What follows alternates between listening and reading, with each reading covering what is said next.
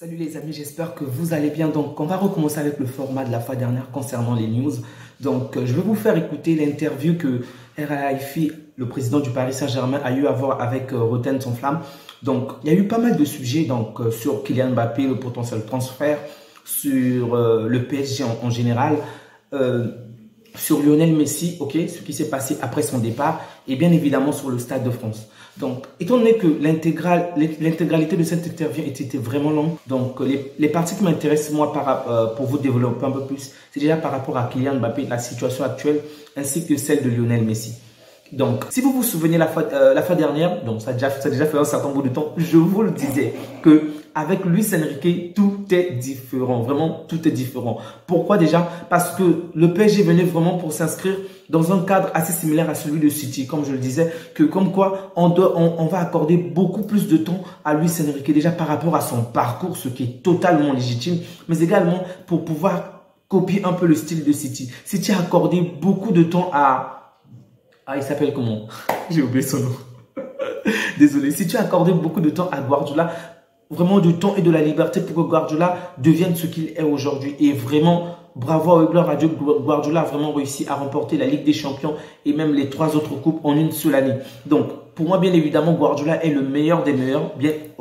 Le meilleur coach pour moi même de l'histoire, je peux le dire ainsi. Mais bon, il a essayé de faire croire que Luis Enrique est le meilleur du monde. Bon, vous savez, le président a toujours l'habitude de, comment dirais-je,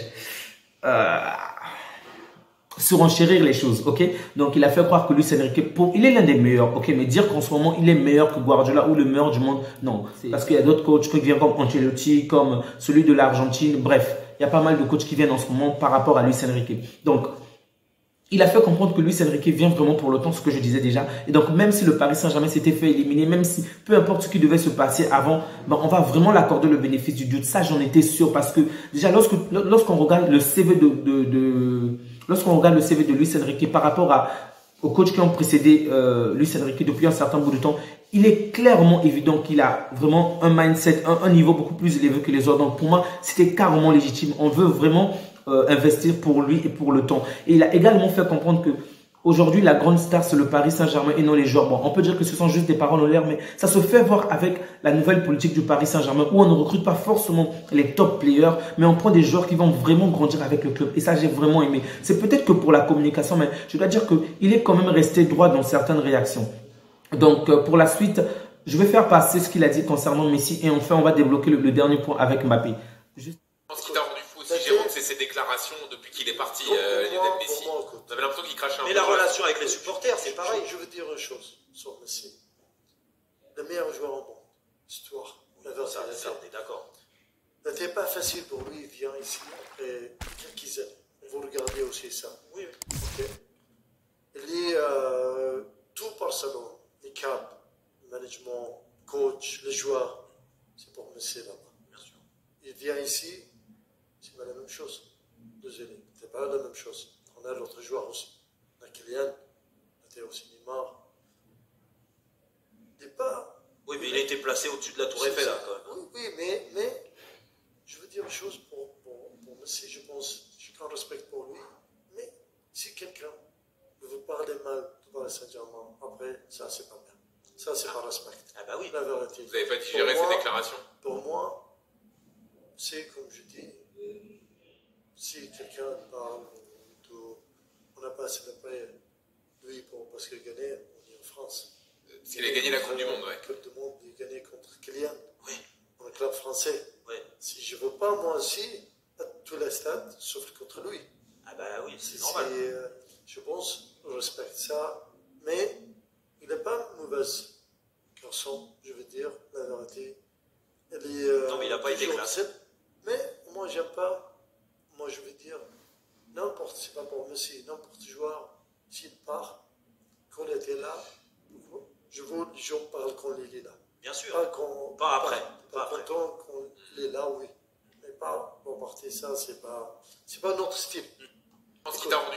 Ok, donc on a terminé avec la partie de Messi. Je dois dire que sur ce point, déjà de base, c'est Roten qui l'interroge bien évidemment. Et si vous connaissez un peu on va dire, la personne. Vous savez de quelle manière Roten aimait constamment s'enflammer contre Messi, constamment dire des choses parfois horribles contre Messi, ou même contre l'Argentine après la victoire de après la Coupe du Monde. Donc, pour Roten, ça ne m'étonne vraiment pas qu'il vienne sur ce sujet-là, qu'il vienne sortir pas mal de choses, parce qu'il souhaiterait déjà que le président El Araïfi puisse avoir un certain point de vue qui va aller dans son sens, parce que si vous suivez souvent sa plateforme, il critique constamment Messi. Il a vraiment un problème avec ce joueur-là.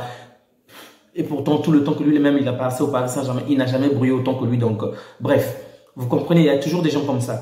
Bien évidemment, Messi, il y a pas mal de points sur lesquels il faut quand même parler par rapport à son attitude avec le PSG et même son départ. Vous savez, j'aime Messi, j'aime énormément Messi. Et pour moi, c'est carrément le meilleur de l'histoire. Mais je suis totalement d'accord avec le président Khalifi, par exemple, par rapport à ce que Messi a dit après son départ, ok?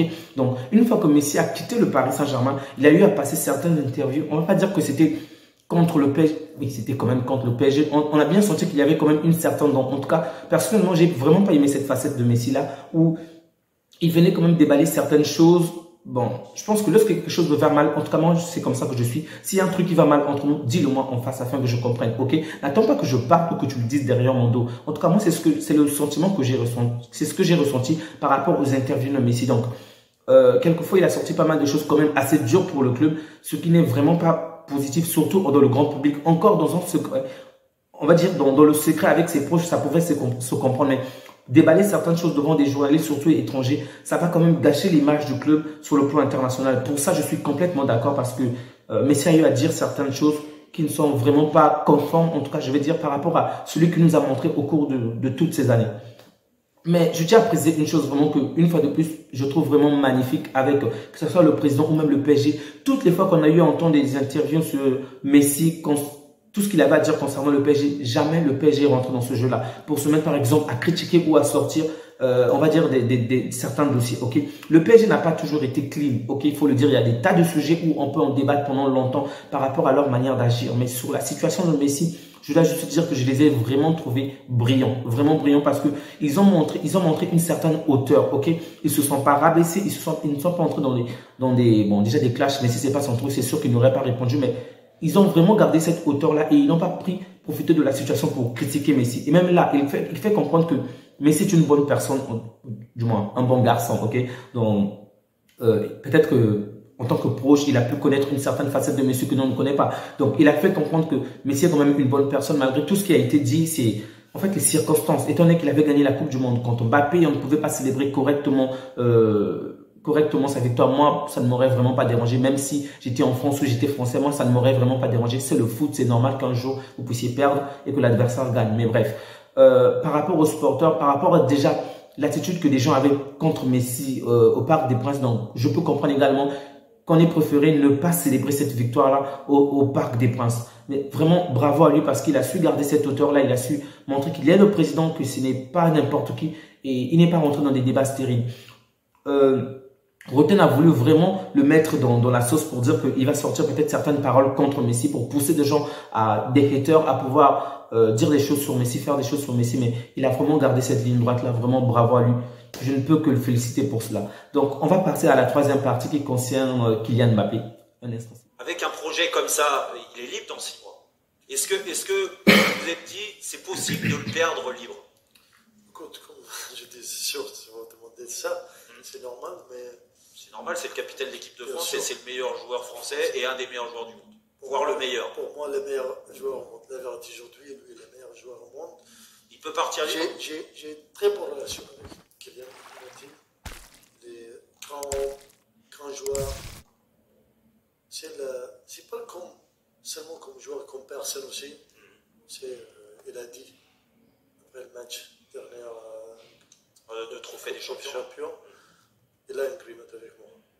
C'est vrai. Je ne veux pas, moi... Il a un accord avec vous. Oui, vous savez, Jérôme, vous êtes joueur, parisien aussi. Pour moi, qui reste entre nous, reste de la famille. Je ne veux pas sortir ce quoi l'agreement, tout ça, mais il a un accord. D'accord, donc il n'y a pas de négociation en ce moment. Pas trop, mais je pense aujourd'hui, pour Kylian, c'est lui, il est 25 ans aujourd'hui, encore jeune. le meilleur joueur au monde. Aujourd'hui, c'est sûr, vous gagnez beaucoup de trophées aussi avec nous, avec l'équipe nationale aussi.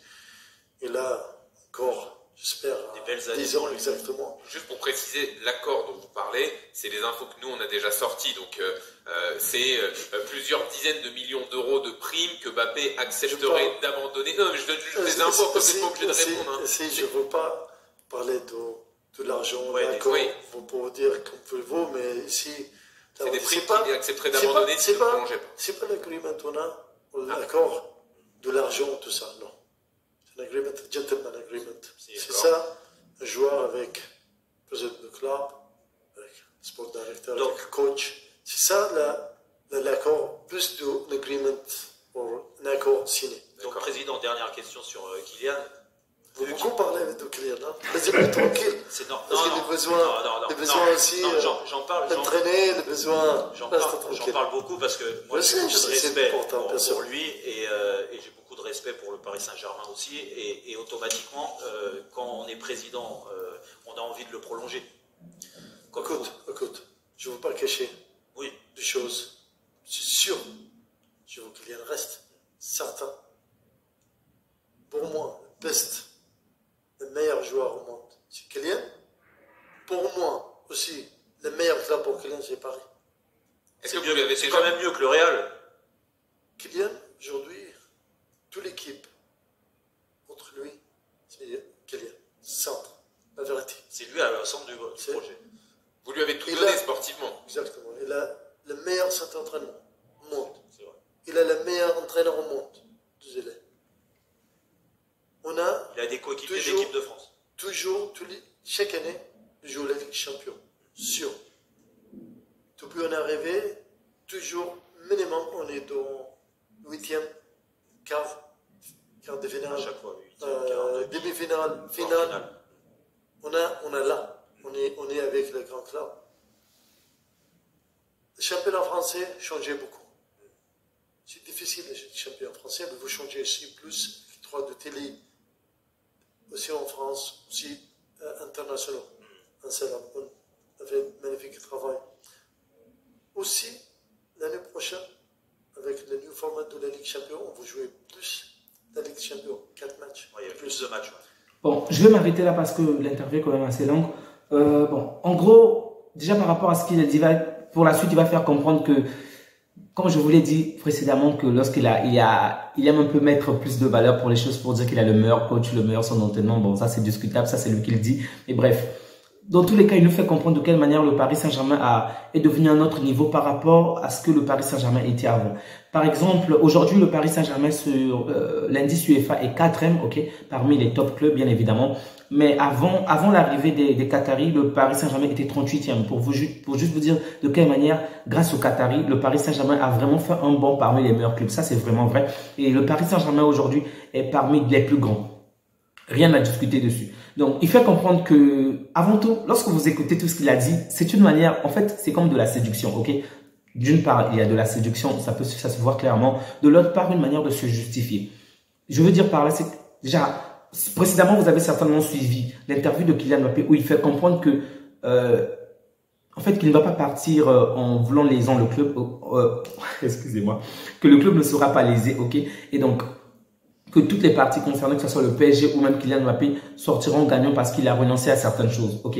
Mais on ne nous avait pas précisé quelle chose exactement. On sait juste qu'il y a certainement des primes dessus, mais on ne sait pas quoi précisément. Et là, il vient nous faire comprendre que, en fait, il vient d'abord nous dire que Kylian Mbappé est un grand joueur, le meilleur joueur du monde, tout, bref, ça c'est lui qui le dit d'ailleurs.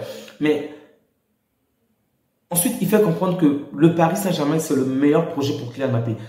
Sur le plan sportif, c'est vrai que Kylian Mbappé, et que tout tourne autour de ce Kylian Mbappé. Je suis totalement d'accord avec lui parce que, excepté le fait que Kylian puisse avoir plus de chances de remporter le Ballon d'Or ou même la Ligue des Champions avec le Real plutôt que le PSG, je suis d'accord avec lui. C'est vrai qu'avec le Real, compte tenu du palmarès de l'équipe, de sa grande popularité, il est fort probable qu'il puisse remporter plus rapidement le Ballon d'Or avec le Real ou même la LDC avec le Real que le PSG. Mais en dehors de ces deux points-là, il a tout à gagner à rester au PSG, financièrement, médiatiquement et même, on va dire, sur le point, comment on appelle ça déjà, sur sa renommée en fait. Aujourd'hui, le PSG est devenu tellement grand, vraiment tellement grand. L'un des clubs qui vend le plus, un merchandising vraiment qui s'étend sur tous les continents. C'est vrai que le PSG n'était pas assez connu avant que les Qataris n'arrivent, mais aujourd'hui, c'est devenu tellement puissant. Et c'est vrai que Kylian Mbappé a contribué à cela grâce à la Coupe du Monde qu'il a gagnée, grâce aux performances qu'il a réalisées, mais c'est également grâce aux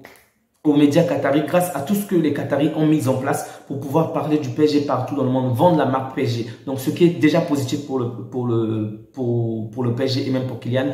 Un autre point, ce serait déjà le financement, comme vous le savez si bien. Donc, il gagne vraiment assez. Et si jamais il venait à aller au Real, c'est peut-être 3 fois moins qu'il va gagner. Sans compter les droits à l'image. J'ignore s'il va, Florentino Pérez va céder cela, mais dans tous les cas, pour l'instant, tout semble aller pour Kylian. Sans oublier tout le temps qu'il a déjà investi avec le Paris Saint-Germain. Gagner avec le Paris Saint-Germain, la Ligue des Champions serait vraiment grandiose. Comme je vous l'ai dit, ça va vraiment le placer au-dessus de tout. Mais bref.